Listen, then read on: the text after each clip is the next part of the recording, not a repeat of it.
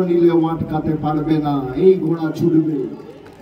এই উন্নয়নের বিজয় রথ শত্রুঘ্ন সিনহা, মলয় ঘটক, নরেন চক্রবর্তী, তাপস বন্দ্যোপাধ্যায়, হরে রাম সিং, বিধান উপাধ্যায় সবার হাত ধরে ছুটবে।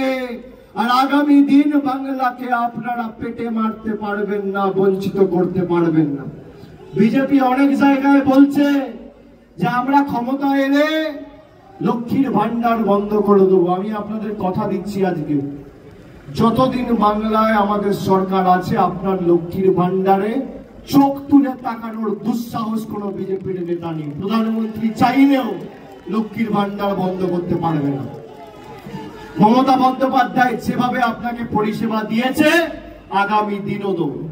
আমরা যেভাবে বিনামূল্যে রেশন, রাস্তাশ্রী পথশ্রীতে রাস্তা, যেভাবে নতুন করে পরিকাঠামোগত এলাকার উন্নয়ন, যেভাবে স্বাস্থ্য সাথী, বিনামূল্যে রেশন, জয় জোহার, তপশিলি বন্ধু, ঐক্যশ্রী স্কলারশিপ, স্বাস্থ্য সাথী কার্ড আমরা দিয়েছি, আগামী দিনও দেব।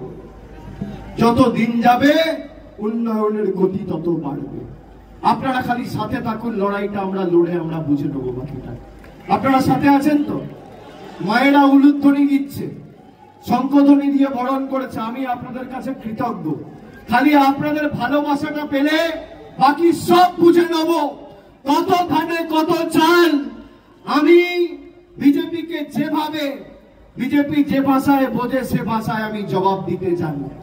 এরা ভেবেছিল ইডি সিবিআই লাগিয়ে ধমকে চমকে অভিষেক বন্দ্যোপাধ্যায়কে বাড়িতে ঢুকিয়ে দেবো। আরে তৃণমূল বিশুদ্ধ লোহা, যত মারবে তত শক্তিশালী হয়।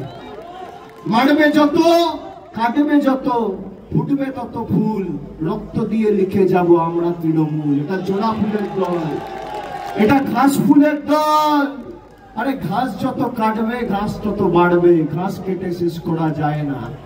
আমি সকলকে আরেকবার ধন্যবাদ, কৃতজ্ঞতা প্রণাম জানিয়ে আমার বক্তব্য এখানেই শেষ করলাম।